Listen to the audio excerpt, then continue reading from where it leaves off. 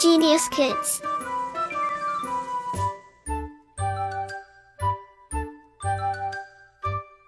Cultivating love for learning.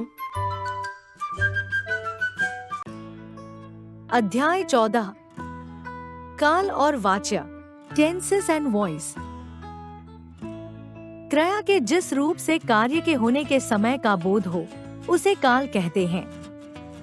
काल के निम्नलिखित 3 भेद हैं। 1 वर्तमान काल, 2 भूतकाल, 3 भविष्यत काल।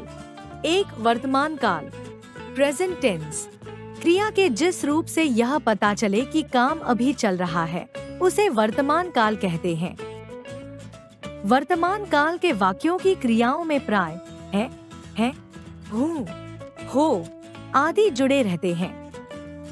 वर्तमान काल के भेद काइंड्स ऑफ प्रेजेंट टेंस। वर्तमान काल के निम्नलिखित 3 भेद हैं। क सामान्य वर्तमान काल प्रेजेंट इंडेफिनिट टेंस। इस काल के वाक्यों से क्रिया के वर्तमान समय में सामान्य रूप से होने का बोध होता है। जैसे 1 वह सुबह जल्दी उठता है। 2 मैं सदा सत्य बोलता हूँ। ख संदिग्ध वर्तमान काल प्रेजेंट डाउटफुल टेंस। इस काल के वाक्य में कार्य के होने के विषय में अनिश्चय या संदेह बना रहता है। जैसे 1 बच्चे स्कूल से आते होंगे। 2 मोहन इस समय चाय पी रहा होगा। ग अपूर्ण वर्तमान काल इनकम्प्लीट प्रेजेंट टेंस। इस काल के वाक्यों से कार्य के चलते रहने का बोध होता है, कार्य पूर्ण होने का नहीं। जैसे 1 लक्ष्मी पाठ याद कर रही है। 2 पिताजी अभी आराम कर रहे हैं। 2 भूतकाल पास्ट टेंस। क्रिया के जिस रूप से यह ज्ञात हो कि काम बीते हुए समय में पूर्ण हो गया है उसे भूतकाल कहते हैं। याद रखिए, रिमेम्बर, भूतकाल की मुख्य क्रिया में आ, ई, ए आदि जुड़े रहते हैं। कई बार क्रिया के साथ था, थी, थे का भी प्रयोग होता है। भूतकाल के भेद काइंड्स ऑफ पास्ट टेंस। भूतकाल के निम्नलिखित 6 भेद हैं। का सामान्य भूतकाल पास्ट इंडेफिनिट टेंस। इस काल के वाक्यों में क्रिया का बीते हुए समय में सामान्य रूप से होना पाया जाता है। जैसे 1 वह अंदर नहीं था। 2 उसने किताब पढ़ी। ख आसन्न भूतकाल रीसेंट इंडेफिनिट टेंस। इस काल के वाक्यों में कार्य को समाप्त हुए अधिक देर नहीं होती। इनकी सहायक क्रिया वर्तमान काल में होती है। जैसे 1 वह अभी अभी पहुंचा है। 2 आज रेलगाड़ी देर से आई है। ग अपूर्ण भूतकाल इनकम्प्लीट पास्ट टेंस। इस काल के वाक्यों से कार्य के चलते रहने का बोध होता है। जैसे 1 वह पत्र पढ़ रहा था। 2 लड़के नदी में तैर रहे थे। घ पूर्ण भूतकाल कंप्लीट पास्ट टेंस। इस काल के वाक्यों की क्रिया के रूप से यह ज्ञात होता है कि कार्य भूतकाल में पूरा हो गया था। जैसे 1 वह कल आ चुका था। 2 उन्होंने तुम्हारा पत्र पढ़ लिया था। ड हेतु हेतुमत भूतकाल कंडीशनल पास्ट टेंस। इस काल के वाक्यों में एक काम का होना दूसरे कार्य पर निर्भर दिखाया जाता है। जैसे 1 तुम आ जाते तो मेरा काम बन जाता। 2 वह साथ चलता तो मजा आ जाता। च संदिग्ध भूतकाल डाउटफुल पास्ट टेंस। इस काल के वाक्यों में कार्य होने के बारे में संदेह या अनिश्चय प्रकट किया जाता है। जैसे 1 उसने हमारा पत्र पढ़ लिया होगा। 2 श्वेता आगरा पहुंच चुकी होगी। 3 भविष्यत काल फ्यूचर टेंस। क्रिया के जिस रूप से किसी काम का आगे आने वाले समय में किया जाना या होना ज्ञात हो भविष्यत काल कहते हैं। याद रखिए, रिमेम्बर, भविष्यत काल की मुख्य क्रिया में गा, गी, गे जुड़े रहते हैं। भविष्यत काल के भेद, काइंड्स ऑफ फ्यूचर टेंस। भविष्यत काल के निम्नलिखित दो भेद हैं। क, सामान्य भविष्यत काल, फ्यूचर इंडेफिनिट टेंस। क्रिया के जिस रूप से किसी कार्य के आने वाले समय में सामान्य रूप से होने का बोध होता है, उसे सामान्य भविष्यत काल कहते हैं।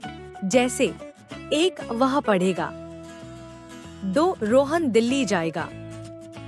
ख, संदिग्ध भविष्यत काल, डाउटफुल फ्यूचर टेंस। क्रिया के जिस रूप से भविष्य में होने पर करने में संदेह या संभावना हो, उसे संदिग्ध भविष्यत काल कहते हैं। जैसे 1 शायद वे कल आएंगे, 2 संभव है देश में चुनाव हो। वाच्य, वॉइस। निम्नलिखित वाक्यों को पढ़िए और समझिए। 1 अमन पत्र लिखता है। कर्ता की प्रधानता। 2 स्टेशन के पास चोर पकड़ा गया। कर्म की प्रधानता। 3 अब यहाँ रहा नहीं जाता। भाव की प्रधानता। इन वाक्यों में अलग अलग प्रधानता है। पहले वाक्य की क्रिया कर्ता के अनुसार है, दूसरे वाक्य की क्रिया कर्म के अनुसार है और तीसरे वाक्य की क्रिया भाव के अनुसार है। इस प्रकार वाच्य क्रिया का वह रूप होता है जिससे पता चलता है कि वाक्य में कर्ता, कर्म या भाव में से किसकी प्रधानता है। प्रत्येक वाक्य की क्रिया कर्ता, कर्म या भाव के अनुसार होती है। क्रियापद से पता चलता है कि वाक्य में कर्ता, कर्म या भाव में से किसकी प्रधानता है। उसी के अनुरूप वाक्य का वाच्य होता है। वाच्य के भेद, काइंड्स ऑफ वॉइस। वाच्य के निम्नलिखित 3 भेद होते हैं। 1 कर्तृवाच्य, 2 कर्मवाच्य, 3 भाववाच्य।